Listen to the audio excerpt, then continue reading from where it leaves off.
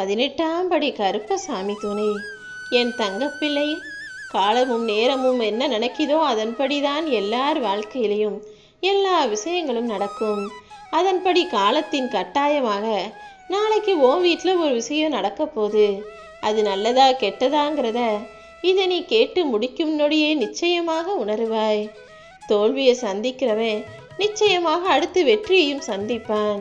அப்படிதான் இத்தனை நாளாக கஷ்டங்களை சந்திச்சனே, கவலைகளை மட்டுமே எதிர்கொண்டு வாழ்ந்தனே, இப்போது மன மகிழ்ச்சியையும் வெற்றிகளையும் சந்தோஷமான வாழ்க்கையையும் பார்க்க போகிறாய் என் செல்லமே.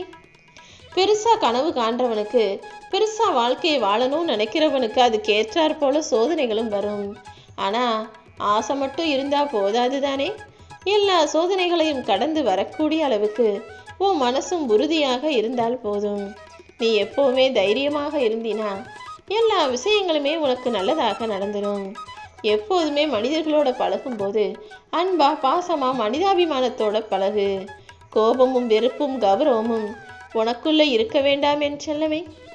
யாரையாவது பார்த்து எதுக்கெடுத்தாலும் எரிச்சல் அடைவதும் கோபப்படைவதும், அவங்க பேசினாலே அவங்கள பார்த்து வெறுப்பா பார்க்கறதும், அவங்களோட போட்டி போட்டு கௌரவம் தேவையில்லாத வீண் வரட்டு பிடிவாதத்தோடு இருப்பதும் உனக்கு வேண்டாம். எந்த மனிதராக இருந்தாலும் சரி, எப்படிப்பட்ட உறவாக இருந்தாலும் சரி, அவங்க கிட்ட தட்டி கொடுத்து விட்டு கொடுத்து நீ வாழ்ந்தினா ஓ வாழ்க்கையும் ஓ குடும்பமும் தான் சந்தோஷமாக இருக்கும். விட்டு கொடுத்தவங்க கெட்டு போனதில்லை, தட்டி கொடுத்தவங்க வாழ்க்கையில தடமாறி போனதில்லை. நீயும் எல்லாரையும் புரிஞ்சுக்கிட்ட அன்பால அனைவரையும் சமாளிக்க முயற்சி செய்யும் போது எவ்வளவு பெரிய துன்பம் வந்தாலும் அதை தாண்டி சுலபமாக வந்துடுவ. பிரச்சனை கவலைன்றது எல்லாருக்கும் இருக்க தான் செய்யும். அதுக்காக துன்பம் வந்துருச்சே நினச்சினா அதை உன்னால் சமாளிக்க முடியாமல் திணறுவாய் அல்லவா. துன்பம் வந்துருச்சு, பிரச்சனை வந்துருச்சுன்னா ஆமாம் இருக்கு, அதுக்கு என்ன செய்ய முடியும்னு அதை பற்றியே யோசிக்காம அடுத்து என்ன செய்யணுமோ அதை பற்றி யோசிச்சுக்கிட்டு வேலை செஞ்சுட்டு போய்கிட்டே இருக்கணும். முன்னெல்லாம் காசு பணம் இருக்கிற பணக்காரனை பார்க்கும்போது, வசதி வாய்ப்புள்ள லட்சாதிபதியை பார்க்கும்போது தான் அவங்கள போல நம்மளும் வாழணும்னு பொறாமப்படுவாங்க. ஆனால் இப்போது கோடி கோடியாக எல்லார்கிட்டையும் வசதி வாய்ப்புகள் இருந்தாலும் அடுத்தவனை பார்த்தா அவன் நல்லா ஆரோக்கியமாக இருக்கானே, அவன் உடம்பு நல்லா பலமாக இருக்கானேன்னு பார்த்து பொறாமைப்படக்கூடிய அளவுக்கு ஆரோக்கியம் மிக மோசமானதாக எல்லாரையும் ஆக்கிடுச்சு தானே. அதனால தான் காசு பணம் சம்பாதிக்கிறது ஒரு பக்கம் இருந்தாலும் உன் உடல் ஆரோக்கியத்தில் கவனம் செலுத்துன்னு நான் சொல்கிறேன். கூடிய சீக்கிரம் நீ விரும்பியதெல்லாம் உனக்கு கிடைக்கும். நம்பிக்கையோடு நீ இருந்தீனா நீ எதிர்பார்த்ததை விட மிகப்பெரிய மகிழ்ச்சியை உனக்காக நான் தர்றேன். நீ யாருக்கும் தேவையில்லைன்னு யார் நினச்சாலும் அதை நினச்சி நீ கவலைப்படாத. ஏன்னா கூடிய சீக்கிரமே உன்னுடைய உதவியை எல்லாரும் தேடி எதிர்பார்த்து உன்னை நோக்கி வரும்படி நான் செய்வேன். உன்னுடைய உதவி அவர்களுக்கு சீக்கிரமே தேவைப்படுவேன் செல்லமே. உனக்கு பிடிச்சவங்களா இருந்தாலும் சரி, அல்லது உனக்கு பிடிக்காத உறவாக இருந்தாலும் சரி, எல்லாருக்கிட்டையும் சிரிச்சு பேசு, எல்லாருக்கிட்டையும் யோசிச்சு பேசு. அதாவது பிடிச்சவங்களா இருந்தால் சிரிச்சு பேசணும், பிடிக்காதவங்களா இருந்தால் இவங்க நம்ம சொல்கிறது தப்பாக எடுத்துக்க கூடாதுன்றத கவனத்தோட யோசிச்சுக்கிட்டே அவங்க கிட்ட பேசணும்.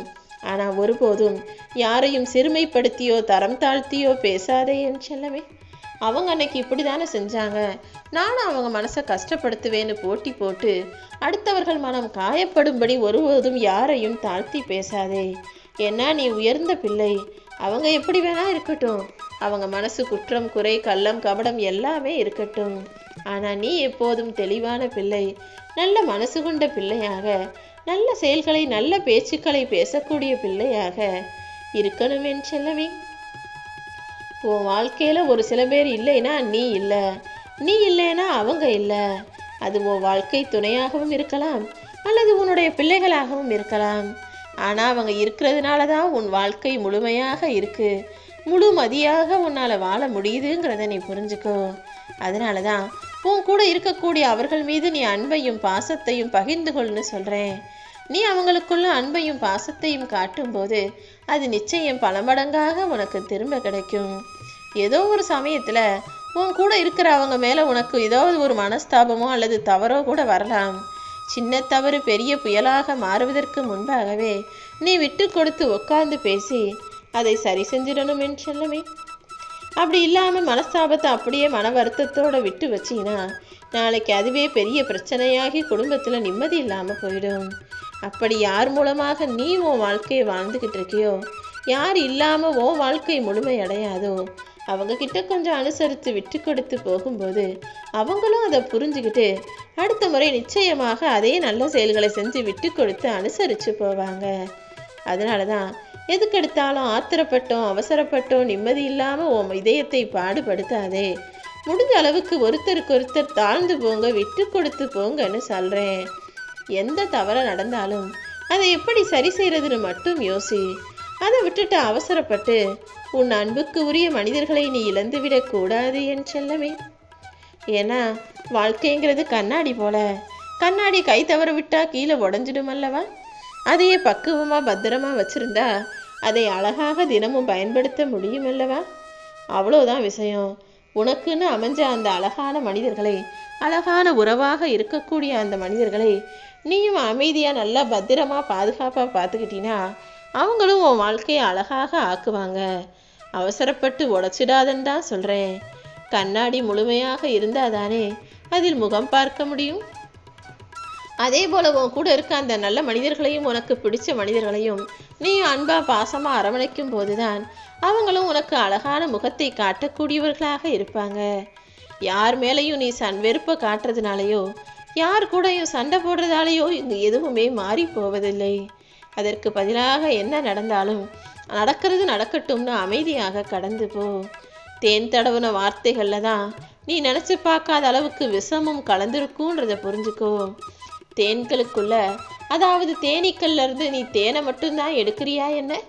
தேனி எவ்வளோ விஷமுடையது கொட்டக்கூடியதுன்னு உனக்கு தெரியும் தானே? அந்த தேனிக்கு சற்றும் சலைச்சவர்கள் கிடையாது இந்த மனிதர்கள். உனக்கு தேவை இருக்குது அல்லது அவங்களுக்கு உன்னை பிடிக்கும், அவங்களுக்கு ஒரு தேவை இருக்குதுன்னா தேன் தடவிய வார்த்தைகளால் உன்னை வந்து பாசமாக பேசி சிரிப்பாங்க. அதுவே உனக்கு பிடிக்கல அல்லது நீ செஞ்சது அவங்களுக்கு பிடிக்கலன்ற கோபம் வந்துருச்சுன்னா நீ நினச்சி பார்க்காத அளவுக்கு அவர்கள் வார்த்தைகளையே விஷமாக கக்கி விடுவார்கள். அதனால தான் யாரையும் முழுசாக நம்பாதன்னு நான் சொல்கிறேன். இப்போவும் நான் சொல்கிறேன், நீ என்னை தொந்தரவு பண்ணாத வரைக்கும் நீ ராஜாவாக ராணியாக இருக்கலாம். ஆனால் என்னை தொந்தரவு செய்யணும்னு எப்போ நீ நினைக்கிறியோ அப்போதே உனக்கு கஷ்டம் வந்துடும்னு அந்த சொல்லக்கூடிய பிரச்சனைகள் யாருன்னு தெரியுமா? தேவையில்லாத பொறாமையும் பேராசை குணமும் தான் இதை சொல்லுது. அதாவது பொறாமையையும் பேராசையும் நீ போய் தொடாத வரைக்கும் அது உன்னை நிம்மதியாக வாழ வைக்கும். எப்போது நீ பேராசைப்பட ஆரம்பிக்கிறியோ, அடுத்தவங்க குடும்பத்தை கெடுக்கணும்னு நினைக்கிறியோ, பொறாமை எண்ணத்தை தொடுகிறாயோ அப்போதே அது உன்னை 7.5 சனி போல பிடிச்சி ஆட்டி படைச்சிடும். அதற்கு பதிலாக எப்போதும் நல்லதையே நல்லதையே செய்யி, விட்டு கொடுத்து வாழ பழகு. எப்போதுமே நிம்மதி உனக்குள் இருக்கும் அல்லவா? நீ எடுத்து வைக்கிறது சின்ன சின்ன அடியாக இருந்தாலும் சீக்கிரமே முன்னேறி வாழ்க்கையில பெரிய இடத்துக்கு போக போற. எதையாவது சாதிக்கணும்னு நினைக்கிற உனக்கு நிதானம்தான் அற்புதமான ஆயுதமாக இருக்குமே தவிர கோபம் கிடையாது என் செல்லமே. உன் வாழ்க்கையிலையும் உன் குடும்பத்திலையும் நீ கோபத்தை தவிர்த்துட்டாலே நீ நல்ல நிலைமைக்கு வந்துடலாம். என்னதான் ஓடி ஓடி உழைச்சாலும், எத்தனை 1000 கோடிகள் சம்பாதிச்சாலும் பணத்தை எடுத்து சாப்பிட முடியாதல்லவா? உன் வாழ்க்கையில எத்தனை 1000 உறவுகள் கூட இருந்தாலும் உன் கூட கடைசி வரைக்கும் வரப்போறவங்க யாருமே இல்லை. இந்த உலகத்துக்கு எப்படி எல்லாரும் தனியா வர்றீங்களோ அதே போல போகும்போதும் தனியாகத்தான் அங்கே சுடுகாட்டில் போக போறீங்க. இந்த குறுகிய கால வாழ்க்கையில உன்னால முடிஞ்ச வரைக்கும் யாராவது நல்லவங்க 4 பேருக்கு உதவி செஞ்சுட்டு போனீனா அது உன்னுடைய வாழ்க்கையை நிம்மதியாக வைக்குங்கிறத மறந்துடாத. என்னதான் நான் உனக்கு கஷ்டத்தை கொடுத்தாலும் சிரமத்தின் எல்லைக்கே கொண்டு சென்றாலும் நீ இந்த கருப்பசாமியை நம்புனினா நிச்சயமா நான் உன்னை வந்து காப்பாற்றுவேன். காப்பாற்ற முடியாத அளவுக்கு நீ கஷ்டத்தில் இருந்தாலும், கர்ம வினைகள் உன்னை ஆட்கொண்டாலுமே கூட அந்த கஷ்டத்தை எப்படி சமாளிக்கணுன்றதையாவது நான் உனக்கு கற்றுக் கொடுத்துருவேன். ஒருபோதும் உன்னை தனியாக தவிக்க விடமாட்டேன் என் செல்லமே. காலத்தின் கட்டாயத்தால் இப்போ நீ கஷ்டங்களை அனுபவிச்சிட்டு இருக்க. இப்போதைக்கு இதை சமாளிக்கும் வழிமுறையை சொன்ன நான் சீக்கிரமே இது எல்லா பிரச்சனைகள்ல இருந்தும் கஷ்டங்கள்ல இருந்தும் உன்னை மீட்டெடுத்துடுறேன். இனிமே நீ எதுக்காகவுமே கவலைப்படக்கூடாது. நீ கவலைப்பட்ட விஷயங்களையெல்லாம் உனக்காக சரி செய்ய இந்த கருப்பசாமி நான் இருக்கிறேன்னு முழுசா நம்பு. நிச்சயமாக உன் வாழ்க்கை உயரும். நீ தவறி தடுமாறும் போது உன் மனசும் வாழ்க்கையும் சேர்ந்து தடுமாற ஆரம்பிச்சிருங்கிறத புரிஞ்சுக்கோ. எப்போதுமே நீ தடுமாறக்கூடாது. தைரியமாக உன்னுடைய செயல்களை செய்யும் போது உன் வாழ்க்கையில் நீ எதிர்பார்த்த விஷயங்களை எல்லாம் அன்பாக ஆசீர்வதித்து நான் நடத்தி முடிப்பேன். நீ எதிர்பார்த்த விஷயங்களே உன் வாழ்வில் உனக்கு வரமாக வந்து சேரும். உனக்கான நல்லதை செய்கிறதுக்காகவே இந்த கருப்பசாமி உன் வீட்டுக்குள்ளே புகுந்துட்டேன். நிச்சயமாக நாளை உனக்கான நல்ல விஷயம் நடந்தே தீரும்.